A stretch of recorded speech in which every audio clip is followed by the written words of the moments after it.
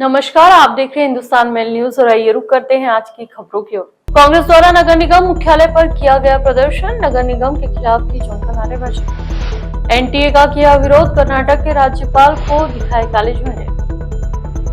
Police ने ग्राहक बनकर चोरी का खुलासा किया, 2 लाख का सामान किया जब्त, राजेंद्र नगर पुलिस द्वारा की गई कार्रवाई। इंदौर में अंतर्राष्ट्रीय एयरपोर्ट को मेल के माध्यम से मिली बम ब्लास्ट की धमकी, एरोड्रम पुलिस द्वारा की गई मामले की जांच शुरू। आरआरकेड के रिसर्च को किया हाउस अरेस्टिंग, 99,000 की धोखाधड़ी, निजी कोरियर कंपनी में संदिग्ध सामान की बात करती धोखाधड़ी। चोरों ने की लाखों रुपए की चोरी की वारदात, पुलिस जांच में जुटी, राजेंद्र नगर थाना क्षेत्र का है मामला। इंदौर में कांग्रेस द्वारा नगर निगम मुख्यालय पर प्रदर्शन किया गया। इस दौरान नेता प्रतिपक्ष, शहर कांग्रेस अध्यक्ष, कांग्रेस पार्टी के पार्षद सहित अन्य कांग्रेस नेता और कार्यकर्ता मौजूद रहे, जिन्होंने नगर निगम के खिलाफ जमकर नारेबाजी की। नेता प्रतिपक्ष चिंटू चौकसे ने कहा कि इंदौर नगर निगम के द्वारा पिछले कुछ दिनों से लगातार इंदौर शहर के नागरिकों को नोटिस और एसएमएस भेजे जा रहे हैं। इसके माध्यम से नागरिकों को बकाया टैक्स जमा करने के लिए कहा जा रहा है। यह नोटिस और एसएमएस ऐसे नागरिकों को भी भेजे जा रहे हैं जिनके द्वारा अपना टैक्स बराबर जमा कर दिया गया है। चिंटू चौकसे ने कहा कि नगर निगम का ई नगर पालिका पोर्टल हैक हो जाने के कारण पिछले 6 महीने से काम नहीं कर रहा है। नगर निगम के पास कोई रिकॉर्ड नहीं है और किसी भी व्यक्ति का कितना टैक्स बकाया है, किसी व्यक्ति ने कितना टैक्स जमा किया है। ऐसे में नगर निगम की ओर से नागरिकों को परेशान किया जा रहा है। कांग्रेस ने तत्काल प्रभाव से नगर निगम की ओर से एसएमएस और संपत्ति कर के नोटिस भेजने का कार्य बंद करने की मांग की है। उन्होंने कहा कि नगर निगम अपने पोर्टल पर सारे डेटा की एंट्री कर ले, इसके बाद नागरिकों से टैक्स लेने के बारे में बात की जाए। निगम की ओर से नागरिकों से यह कहा जाना है कि आपके पास रसीद हो तो लेकर चले आओ और हम एंट्री कर लेंगे। बहुत ही ज्यादा दुर्भाग्यपूर्ण है। कंप्यूटराइजेशन के साथ ही नगर निगम के द्वारा जो पैसा जमा कराया गया है उसके रिकॉर्ड को भी निगम को खुद ही निकालना चाहिए। इसके लिए नागरिकों पर दबाव बनाने का कार्य बंद किया जाना चाहिए। 10,000 करोड़ से बड़ा घोटाला है नगर निगम का, नगर निगमों का जो पोर्टल है, नगर पालिका का जो पोर्टल हैक हुआ है।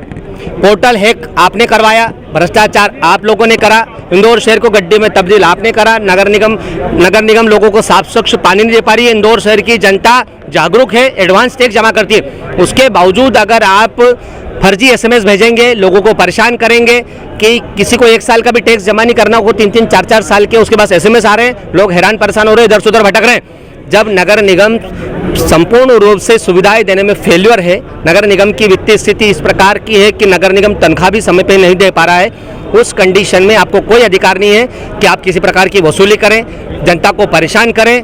हमने आज आयुक्त महोदय के नाम ज्ञापन दिया है। हमारे आयुक्त महोदय से और महापौर जी से निवेदन है कि ये जो सिस्टम आपने चालू करा उसको तुरंत बंद किया जाए। आज ज्ञापन दिया है, अन्यथा नगर निगम पे बड़े आंदोलन होंगे और अनशन भी होगा। नगर निगम के पास कोई रिकॉर्ड नहीं है संपत्ति कर का, और लोगों को किसी को 40,000 का बिल जाता है, वो चेक करने जाता है तो वो 4 लाख हो जाता है। आज नगर निगम के महापौर जी ने स्वयं ये बात मानी है कि नगर निगम की स्मार्ट सिटी में बहुत बड़ा घोटाला हुआ है। नगर निगम के एमआईसी के मेंबर राजेंद्र राठौर जी ने स्वयं माना है कि यहाँ के अधिकारी और कर्मचारियों ने बड़ा भ्रष्टाचार किया है। 200 करोड़ रुपए से ऊपर का घोटाला हो गया। एक ईमानदार इंदौर का करदाता जो अपना कर समय से पहले चुकाता है और वो जब अपना हिसाब मांगने जाता है कि मेरा कितना बिल बाकी है, तो उससे कहा जाता है कि आप आपकी रसीद लेके आओ। नेशनल टेस्टिंग एजेंसी के खिलाफ पूरे देश में गुस्सा है और गुस्सा इंदौर में भी आज नजर आया। दरअसल इंदौर में कर्नाटक के राज्यपाल थावरचंद गहलोत आए हुए थे और इंदौर के रीगल चौराहे पर इसी दौरान एनएसयूआई के कार्यकर्ताओं ने काले झंडे दिखाने का प्रयास किया। हालांकि इस मौके पर पुलिस मौजूद थी और पुलिस ने स्थिति को नियंत्रित करने का प्रयास किया, लेकिन कार्यकर्ताओं का गुस्सा राष्ट्रीय परीक्षा एजेंसी को लेकर। दरअसल पूरे देश में नीट एग्जाम को लेकर हंगामा मचा हुआ है। नीट एग्जाम को लेकर देश में करीब 31 लाख छात्रों का भविष्य अधर में लटका हुआ है। इस बीच इंदौर में भारतीय राष्ट्रीय छात्र संघ के रजत पटेल और उनके अन्य पदाधिकारी द्वारा कर्नाटक के राज्यपाल थावरचंद गहलोत को काले झंडे दिखाए गए। एनएसयूआई के पदाधिकारी की मांग है कि पूरे प्रकरण में सरकार की जवाबदेही बनती है। सरकार को इस पूरे केस में जवाब देना चाहिए और जिन छात्रों ने परीक्षा दी है उनके साथ न्याय किया जाना जरूरी है। रजत पटेल ने कहा कि जब से मोदी सरकार आई है देश में पेपर लीक और घोटाले लगातार सामने आ रहे हैं। उन्होंने सरकार की जवाबदेही बनती है और सरकार को इस मामले में जल्द ही कोई ठोस निर्णय लेना चाहिए। उन्होंने कहा कि अगर सरकार कोई बड़ा ठोस निर्णय नहीं लेती है तो युवा कांग्रेस आगे आएगी और बड़े स्तर पर प्रदर्शन करेगी। इसके साथ ही सरकार की जिम्मेदारी होगी। आपको बता दें कि पूरे देश में परीक्षा का रिजल्ट 4 जून को घोषित हुआ था और उसके बाद कई सारे छात्र एक ही रैंक पर आए थे। एक जैसी रैंक मिलने के बाद इस पूरे मामले में प्रश्न उठे थे और जांच की मांग की गई थी। हालांकि सीबीआई तक यह मामला गया और इस पूरे प्रकरण को लेकर सरकार की ओर से शिक्षा मंत्री का बयान भी सामने आया है। इंदौर के अंतर्राष्ट्रीय देवी अहिल्या एयरपोर्ट पर फिर एक बार मेल के माध्यम से बम रखे होने की सूचना अज्ञात बदमाश द्वारा दी गई, जिसको लेकर फिर एक बार एरोड्रम थाने पर एयरपोर्ट सुरक्षा अधिकारियों द्वारा शिकायत दर्ज कराई गई। दरअसल एयरपोर्ट को बम से उड़ाने की और बम रखे होने के फर्जी तरीके से मेल एयरपोर्ट अथॉरिटी को लगातार भेजे जा रहे हैं और इसी के तहत एक सप्ताह के बीच दूसरी बार धमकी मिली है। यह मेल nobody@dism.com से मिला है, जिसमें बम प्लेस करने की धमकी दी गई है, लेकिन इस धमकी का किसी भी संगठन द्वारा जिक्र नहीं किया गया है। तो वहीं जिस तरह से लगातार फर्जी मेल आईडी के माध्यम से शिकायत मिल रही है, उसके चलते सुरक्षा व्यवस्थाएं दुरुस्त की गई और अन्य एजेंसियों को भी लगातार सूचना दी जा रही है। और तत्काल जैसे ही इसमें सूचना मिली, इसमें airport authority of India, airport authority, साथ में अपने सीआईएसएफ और लोकल पुलिस, इन सबके द्वारा जो एक एंटी बॉम्ब ड्रिल रहती है वो की गई और इसके साथ ही साथ में हाई अलर्ट पर एयरपोर्ट को रखा गया। के साथ ही साथ पुलिस ने इस संबंध में एयरपोर्ट सिक्योरिटी ऑफिसर की रिपोर्ट पर एनोनिमस व्यक्ति के विरुद्ध जो है 507 का प्रकरण पंजीबद्ध करके विवेचना मिली। इंदौर में स्थित आरआर केट के रिसर्चर स्कॉलर को कई घंटे तक ऑनलाइन हाउसिंग अरेस्टिंग करने का मामला सामने आया है। इसके बाद युवक को डरा धमकाकर 99,000 रुपए की राशि भी बैंक खाते में ट्रांसफर कर ली गई। पूरे मामले में साइबर क्राइम ब्रांच द्वारा बैंक अकाउंट को स्विच किया गया है। पूरे मामले में जानकारी देते हुए एडिशनल डीसीपी ने बताया कि आरआर केट गेस्ट हाउस में रहकर पीएचडी की पढ़ाई करने वाले जयंत को उनके मोबाइल नंबर पर एक अज्ञात नंबर से फोन कर बताया गया कि मुंबई एयरपोर्ट पर फेडेक्स कोरियर से आपके नाम पर एक कोरियर आया है जिसमें कुछ संदिग्ध सामग्री है, जिससे यहां नारकोटिक्स विभाग का मामला बनता है, आपके ऊपर केस होगा। कहते हुए फरियादी को धमकाते हुए बोला कि तुम्हारे घर पर पुलिस आ रही है, जो कि आवेदक 2 दिन पहले ही वीजा के सिलसिले में मुंबई गए थे। इस कारण वह घबरा गए और उन्होंने आरोपी से यह पूछ लिया कि मामले में बचने के लिए क्या करना होगा। आरोपी ने कहा कि आपको ऑनलाइन स्टेटमेंट देने होंगे और आरबीआई में आपका अकाउंट वेरीफाई करना होगा। इसके लिए आपको 99,000 रुपए एक बैंक खाते में डालने होंगे जो रिफंडेबल है। 5 से 10 मिनट में उक्त रकम वापस आपके खाते में आ जाएगी, जिससे आपका अकाउंट चेक हो जाएगा। फरियादी जयंत भट्टाचार्य ने 99,000 रुपए गूगल पे के माध्यम से पंजाब नेशनल बैंक में ट्रांसफर करा दिए। जब 15 से 20 मिनट तक पैसे वापस नहीं आए तो जयंत को समझ आया कि उसके साथ धोखाधड़ी हो गई है। जयंत ने तुरंत Rajendra Nagar cyber help desk zone 1 में संपर्क किया, जहां से तत्काल पीड़ित की साइबर पोर्टल पर शिकायत दर्ज कराई गई तथा सस्पेक्ट बैंक अकाउंट को फ्रीज करवाकर फर्जी नंबर से आए कॉल की लोकेशन के आधार पर जांच पड़ताल शुरू की है। एनडीपीएस के तहत दंडनीय अपराध है और इसके लिए उनको अरेस्ट किया जा सकता है और इसके बाद में उनका ये जो कॉल है वो एक दूसरे नंबर पर ट्रांसफर किया गया, जो उनके द्वारा ऐसा बताया गया कि एक नारकोटिक्स विभाग के अधिकारी उनसे बात करना चाहेंगे। इस पर कॉलर के द्वारा जो फेक नारकोटिक ब्यूरो है उसके अधिकारियों से बात कराई गई, जहां पर उनसे ये कहा गया कि अगर उन्होंने इस संबंध में अपना पक्ष प्रस्तुत नहीं किया तो वो उनके घर आकर के पुलिस उन्हें अरेस्ट कर लेगी। जिस पर कॉलर के द्वारा ये पूछा गया कि भाई इसके संबंध में क्या करना होगा, तो उनको ये बताया गया कि इसके लिए उन्हें आरबीआई के थ्रू अपना अकाउंट वेरीफाई कराना पड़ेगा और वेरिफिकेशन के प्रोसेस में उनको 99,000 रुपीज गूगल पे के थ्रू जो है वो एक उनके बताए हुए अकाउंट नंबर पर ट्रांसफर करने पड़ेगा। ये जो पैसा है वो रिफंडेबल होगा और 5 से 10 मिनट में ये पैसा उनके अकाउंट में वापस आ जाएगा और उनका अकाउंट वेरीफाई हो जाएगा।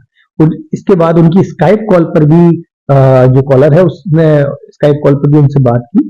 इसके बाद विश्वास होने पर आवेदक के द्वारा 99,000 रुपए गूगल पे के माध्यम से पंजाब नेशनल बैंक के एक अकाउंट में ट्रांसफर किए गए। जब 15 से 20 मिनट बाद भी कॉलर का पैसा वापस नहीं आया तो उसे इस संबंध में शक हुआ और उसने सेडेक्स कुरियर के बारे में जानकारी जब ली तो उसे इंटरनेट से पता लगा कि इस तरह के नाम की कंपनी के द्वारा भी पूर्व में कई लोगों के साथ फ्रॉड की घटना हो चुकी है। इंदौर के राजेंद्र नगर पुलिस ने रात में घर में घुसकर चोरी करने वाले एक बाल अपराधी को पकड़ा है, जिसके पास से सोने चांदी के गहने और एक मोबाइल बरामद किया गया है। पकड़ाए गए नाबालिग अपने नशे के शौक पूरे करने के लिए चोरी की वारदात को अंजाम देता था। जानकारी देते हुए एसीपी राजेंद्र नगर रुबीना मेजवानी ने बताया कि पिछले दिनों क्षेत्र के रहने वाले दुर्गेश पिता प्रयाग सिंह भदौरिया द्वारा शिकायत दर्ज कराई गई थी कि उनके घर से कोई अज्ञात बदमाश सोने चांदी के गहने और मोबाइल चुरा कर ले गया है। सूचना के बाद पुलिस ने टीम गठित कर चोर की तलाश शुरू की थी।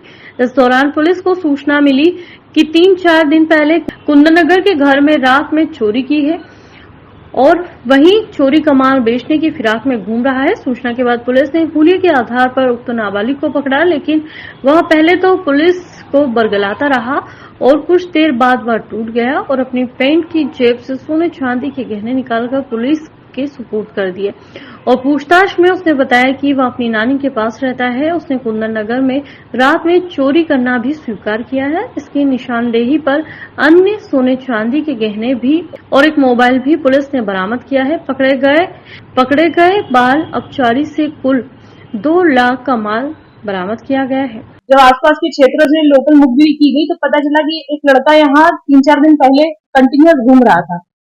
उसको जब हमने देखा तब ये पता चला कि यही वो लड़का है जो अभी कुछ सामान बेचने के लिए किसी को ढूंढता फिर रहा है। तो उसका कारण ये भी था कि चूंकि ये कहीं ना कहीं कुछ थोड़ा नशा करता था तो उसके लिए उसने वो लिए थे और वो उस लड़के अपनी खुफिया टीम को वहां भेजा। खुफिया टीम ने उस लड़के से वो सामान लेना चाहा और वहीं उसकी जेब में से उसने निकाल कर जो नकबजनी का सामान था उसमें से एक हमको दिया। हमने वहीं उसको ट्रेस किया। तो इस तरह से हमने तुरंत एक बाल अपचारी को इस घटना में पकड़ा है। इंदौर में एक बार फिर चोरी की वारदातें लगातार बढ़ रही है और इसी के तहत राजेंद्र नगर थाना क्षेत्र में कुलदीप चौहान नामक व्यक्ति के सुने घर पर ताला लटका देख चोर ने लाखों रुपए की चोरी की वारदात को अंजाम दिया। जानकारी लगते ही पुलिस विभाग के वरिष्ठ अधिकारी भी मौके पर पहुंचे। दरअसल पूरा मामला राजेंद्र नगर थाना क्षेत्र का है। यहाँ पर रहने वाले कुलदीप चौहान नामक व्यक्ति निजी काम से घर से बाहर गए हुए थे कि तभी बदमाशों ने उनके घर का ताला तोड़कर घर में प्रवेश किया और फिर घर के अलमारी में रखे हुए सोने चांदी और नकदी लेकर फरार हो गए। घटना की जानकारी लगते ही फरियादी भी मौके पर पहुंचे और तत्काल पुलिस को सूचना दी गई। बताया जा रहा है कि बदमाश 20 लाख रुपए की चोरी की घटना को अंजाम देकर फरार हुए हैं। फिलहाल पूरे मामले की जानकारी लगने पर पुलिस की वरिष्ठ अधिकारी भी मौके पर मोबाइल न करने के लिए पहुंचे थे। मौके से पुलिस ने कई सबूत जुटाए हैं जिसमें फिंगरप्रिंट भी है। इस आधार पर जल्द खुलासा करने की बात पुलिस द्वारा कही जा रही है। कुछ संदिग्ध व्यक्तियों को भी पुलिस द्वारा पकड़ा गया है। चोरी की वारदात की गई है और उसमें उनकी ज्वेलरी और कुछ कैश जो है वो चोर लेके गए। पुलिस ने तत्काल इस संबंध में कार्रवाई करना शुरू कर दिया है।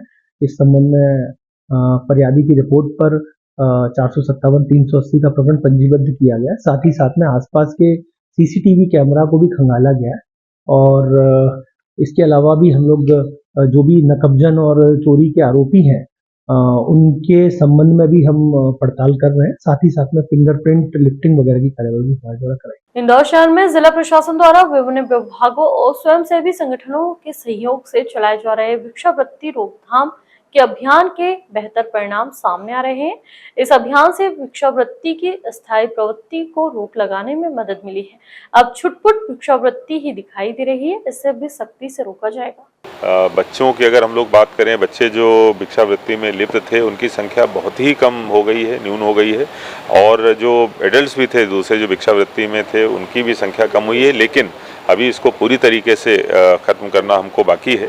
इसके लिए हम लोगों ने एक नई चीज़ शुरू करी है कि जो हमारा कंट्रोल कमांड सेंटर है जहां पर सभी चौराहों के कैमरों की मॉनिटरिंग करी जाती है, वहां पर 2 लोगों की ड्यूटी लगाई है सुबह से लेकर शाम तक उनके द्वारा देखा जाता है कैमरे के माध्यम से कि किसी चौराहे पर भीख तो नहीं मांगी जा रही है, और अगर उनको ऐसा कोई पॉइंट मिलता है तो जो वहाँ की संबंधित टीम है उसको वो खबर कर रहे हैं, और खबर करके वो टीम फिर उनके रेस्क्यू के लिए आगे की कार्रवाई के लिए जाती है।